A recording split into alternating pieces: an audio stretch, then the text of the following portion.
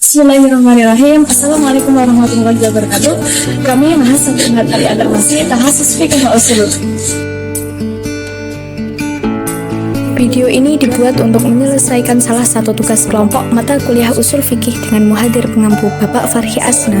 Kami terdiri dari dua anggota yang masing-masing bekerja sama dalam memenuhi tugas ini. So, mari kita lihat video.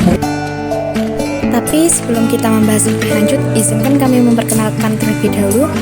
Saya sendiri, Siti Nurul Azizah dengan NIM 104220026.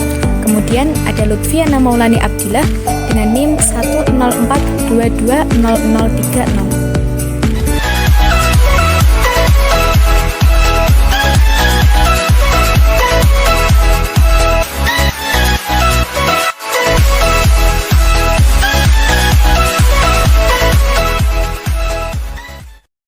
Oke, kita masuk pembahasan kali ini tentang af'al.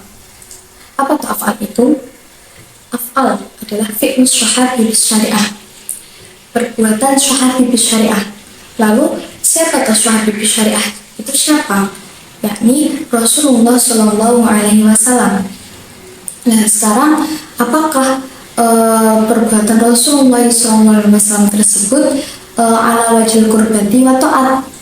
Apakah atas dasar untuk mendekatkan diri kepada Allah dan untuk ketaatan Allah ya pun atau tidak? Maka dari situ kita lihat ada dua perbuatan Rasulullah. Yang pertama, apakah itu mengarah ke ibadah atau tidak?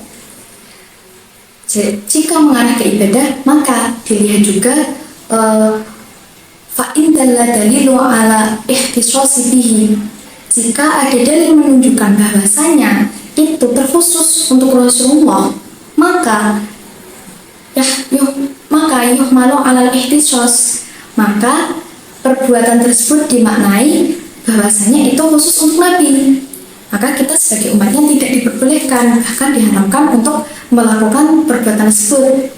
Sebagaimana contoh kaziyadati sallallahu alaihi wasallam fi nikahi ala arba'ati niswatin. Seperti Rasulullah SAW menikahi lebih dari 4 wanita. Itu khusus untuk Rasulullah. Tapi kalau misalkan wa ilam yatul dalilu, jika tidak ditemukan dalil layah tasubihi yang mengkhususkan itu untuk Rasulullah, maka kita boleh melakukan hal tersebut. Jadi jika Rasul melakukan sesuatu, maka kita lihat ada dalil yang mengkhususkan untuk beliau atau tidak.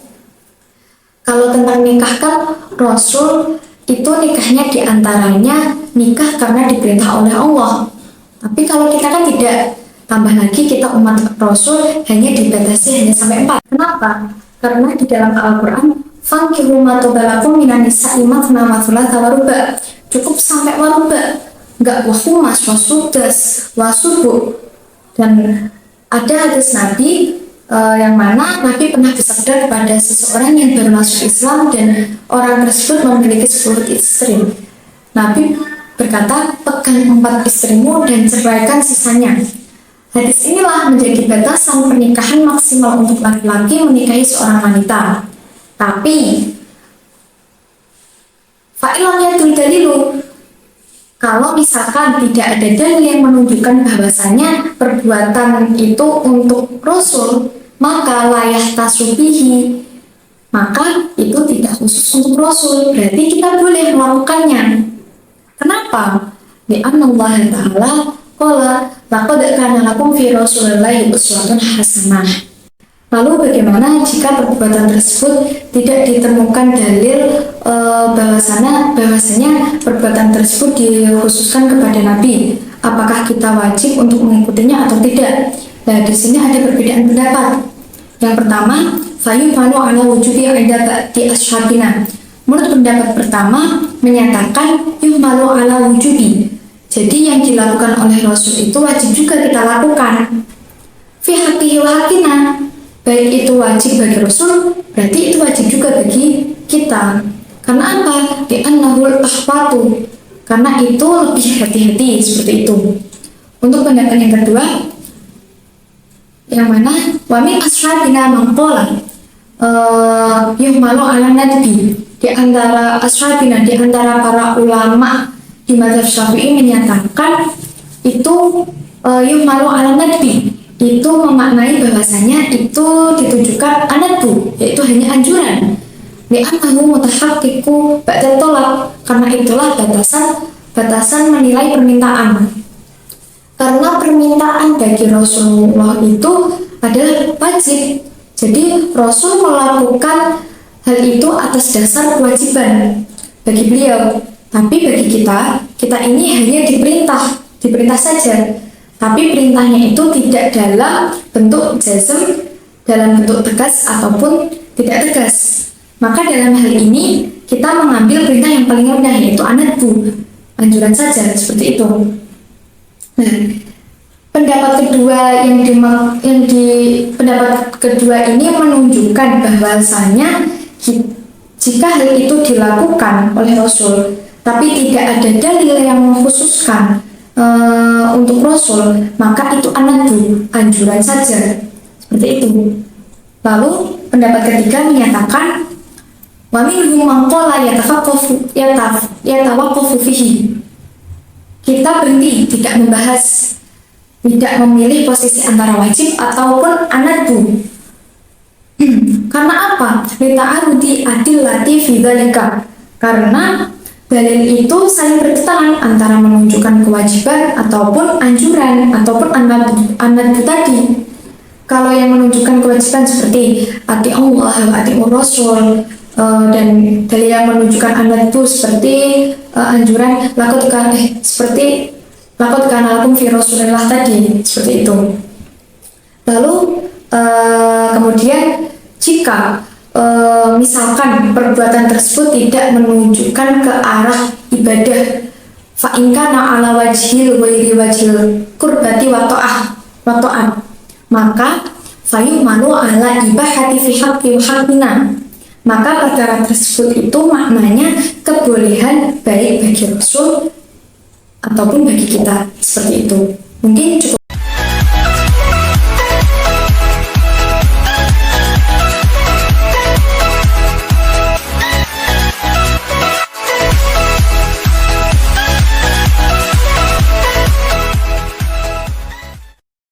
Kemudian adalah ikrar, ketetapan yang dilakukan oleh Rasulullah SAW ketika ada orang berbicara atau ketika ada seseorang melakukan suatu hal, lalu kemudian Rasulullah merespon. Nah, maka kita akan membahas bagaimana respon Rasulullah. Jadi responnya itu seperti apa? Wa iqraru shahibus syariah, dan ketetapan shahibus syariah atau ketetapan Rasulullah SAW alal qawli min ahadin, atas suatu perkataan dari seorang sahabat, wa qawlu shahibus syariah, maka itu statusnya sama dengan perkataan Rasulullah SAW. Misalkan ketika Abu Bakar berkata ini, kemudian Rasulullah menyetujui perkataan itu, maka perkataan itu statusnya sama dengan perkataan Rasulullah. Meskipun pada dasarnya itu bukanlah perkataan Rasulullah, tapi perkataan umat, perkataan Abu Bakar. Jadi ikrarnya Rasul, ketetapannya Rasul, responnya menyetujui, berarti itu meningkatkan status perkataan manusia hingga setara dengan perkataan Rasulullah SAW. Wa ikrarihi ala fi'li min ahadin, dan ketetapan Rasulullah atas apa yang dilakukan oleh sahabat, maka itu statusnya sama, kafi'lihi, sama dengan Rasulullah yang melakukannya. Li'annahu ma'sum, karena Rasulullah itu maksum, artinya terlindungi. Man ayyukiru ahadan ala munkarin, Rasulullah terlindungi dari memberikan respon menyetujui seseorang atas sesuatu yang mungkar, maka yang disetujui Rasul itu pasti adalah yang ma'ruf, bukan yang mungkar. Karena tidak mungkin Rasulullah menyetujui kemungkaran. Misal dzalika, contohnya adalah iqraruhu Abu Bakarin. Ketika Rasulullah menyetujui Abu Bakar ala qaulihi terhadap pendapatnya bi'ata'i salabil qatili, untuk memberikan senjata perang yang ada pada korban perang dari pihak musyrikin liqatilihi, bagi yang membunuhnya. Jadi perang antara muslim dengan non-muslim, kemudian umat Islam yang menyerang itu berhasil membunuh satu, mungkin dua ataupun tiga. Nah, barang-barang yang tertinggal dalam tubuh mereka, baik dari senjata, baik dari baju perang, ataupun apapun itu, maka itu adalah hak liqatnya, hak orang yang berhasil membunuhnya. Wa iqraru Khalid bin Walid, persetujuan Rasulullah terhadap Khalid bin Walid ala akli dhurri, ketika beliau memakan dhur. Nah, dhur ini seperti biawak, tapi bukan biawak, seperti komodo tapi bukan komodo. Pokoknya ini dhur ini besar. Pokoknya ini namanya dhur. Jadi makanan itu dihidangkan di hadapan Rasulullah, tapi beliau tidak mau memakannya. Ketika beliau tidak mau ini, menjadi pertanyaan, apakah beliau tidak mau makan itu karena haram atau karena memang beliau tidak mau memakannya? Sahabat Khalid bin Walid ini menunggu, ini kira-kira akan dimakan oleh Rasul atau tidak. Ternyata tidak dimakan. Lalu Khalid bertanya kepada Rasul, ya Rasul, apakah ini boleh dimakan? Akhirnya Rasul mempersilahkan Khalid bin Walid, tadi.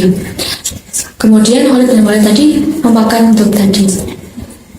Nah, itu berarti pembolehan terhadap Khalid bin Walid. Jadi ketika Khalid bin Walid itu makan, kemudian Rasul membolehkan hal itu, berarti ya sama saja perkataan Rasul itu Rasul itu membolehkan Khalid bin Walid makan, artinya hukumnya boleh. Muttafaqun alaihi. Dua perkara tadi itu diriwayatkan dalam Sahih Bukhari dan juga Sahih Muslim. Wa ma fa'ila fi waqtihi, apa yang dilakukan di masa Rasulullah, fi ghairi majlisihi, di luar majelis Rasul, jadi tidak di hadapan Rasulullah. Wa alima bihi, tapi Rasul tahu orang-orang melakukan itu.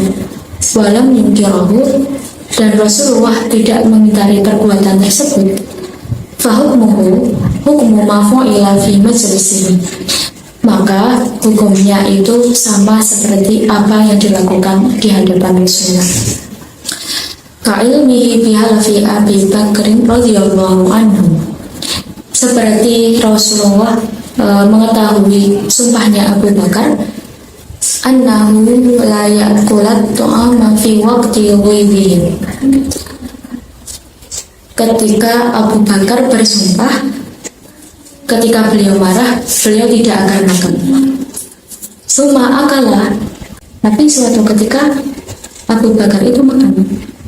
Lama ro'al akala khairun lahu, karena beliau melihat kalau makan itu baik untuk beliau.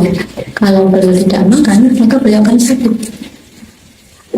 Jadi ketika Rasulullah tahu Abu Bakar melakukan hal itu, tapi Rasul tidak mengingkari, ini menunjukkan bahwasanya menarik kembali sumpah itu diperbolehkan. Kama yukhadu min hadisi Muslimin fil at'imati, sebagaimana dalam hadis Sahih Muslim dalam kitab Al-At'imah. Cukup sekian video dari kami. Wassalamualaikum warahmatullahi wabarakatuh.